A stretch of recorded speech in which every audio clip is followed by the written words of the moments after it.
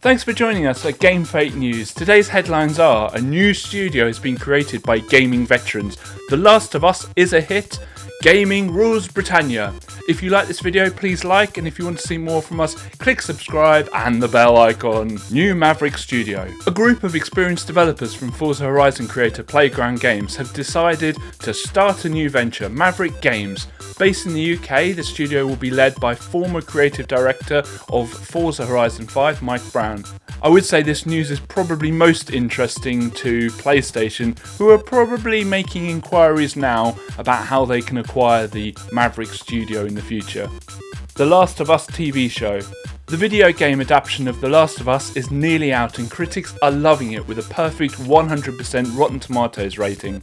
The Last of Us is one of the most critically acclaimed video games of all time, so fans will be eagerly awaiting the TV adaptation. But there has been some fear that the show wouldn't live up to the game, as video game adaptations have a poor track record on screen. However, early reviews suggest that they have succeeded in delivering an excellent adaptation of the game. This is a significant achievement, as video game adaptations have mostly failed on the small screen, with few exceptions. With a strong reception for The Last of Us and other video games in development for TV, the tide might be turning for the video game adaptation genre. Expect many more to come. Fingers crossed for Zelda! Gaming rules Britannia. The UK's Digital Entertainment and Retail Association have announced that video games outsold music and film in the UK for the 11th year in a row. The report found that gaming accounted for 42% of total entertainment revenue in 2022, earning over £4.6 billion. The report takes into account physical game sales, digital downloads, and, more importantly, mobile games, as well as other forms of gaming revenue.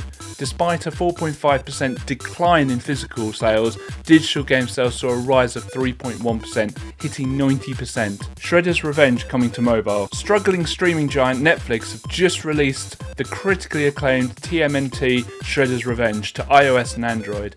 This arcade classic was launched last year on consoles and PC and is now available on mobile devices through the Netflix gaming app for Android and iOS. If you have a Netflix account, you'll be able to download these games as part of your subscription. By all accounts, the game's fast-paced, combo-driven action is seamlessly translated to touch controls, providing a smooth four-directional movement and intuitive button layout. Players can still access both the story and the arcade mode and join up with friends or random players online. Data has shown that many Netflix subscribers don't even know about the vast collection of mobile games they offer, but they can also be hard to find.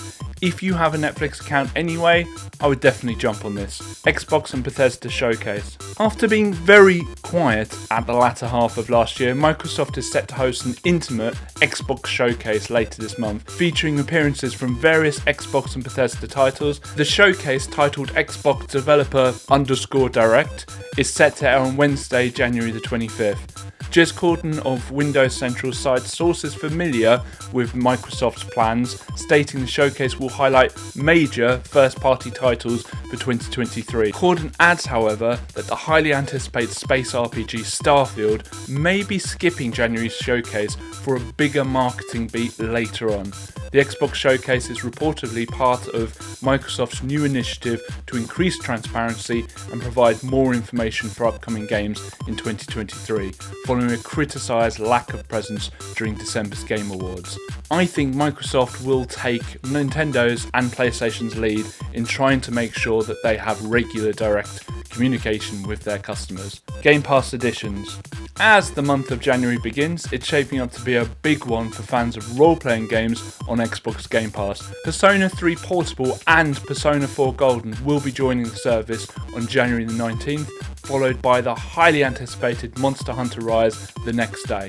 These classic games offer great dungeon crawling, social elements, and fantastic soundtracks. A number of games will be leaving Game Pass, including Danganronpa, Trigger Happy Havoc, which will be leaving Game Pass on January the 15th. Callisto Protocol non-credits. In the recent release of the popular game The Callisto Protocol by Striking Distance Studios, an estimated 20 people across various departments were completely left off the game's credits. The omission of these developers, reportedly including senior developers and key contributors, caused a lot of disappointment and frustration. Some former employees were included in the credits as additional help in their departments, while some were grouped as miscellaneous and others were left off entirely. These omissions have added insult to injury for many of these developers, who also reported an intense crunch culture while working on the game. Is it just me, or should they just credit the people who make the game? Star Jaws. And finally, for fans of mods, this is one that you don't want to miss. A new mod for Star Wars Battlefront 2 called Jurassic Front from Nexus Mods is out.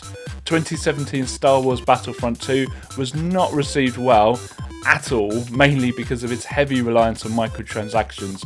But perhaps it would have stood more of a chance if this mod had been created earlier. Sadly though, the mod is only a simple asset flip, so don't be expecting any improvements in gameplay. So what game do you want to be adapted to TV? What do you see showing up at the upcoming Xbox Game Showcase? Let me know in the comments, and I'll see you tomorrow for another GameF8 news.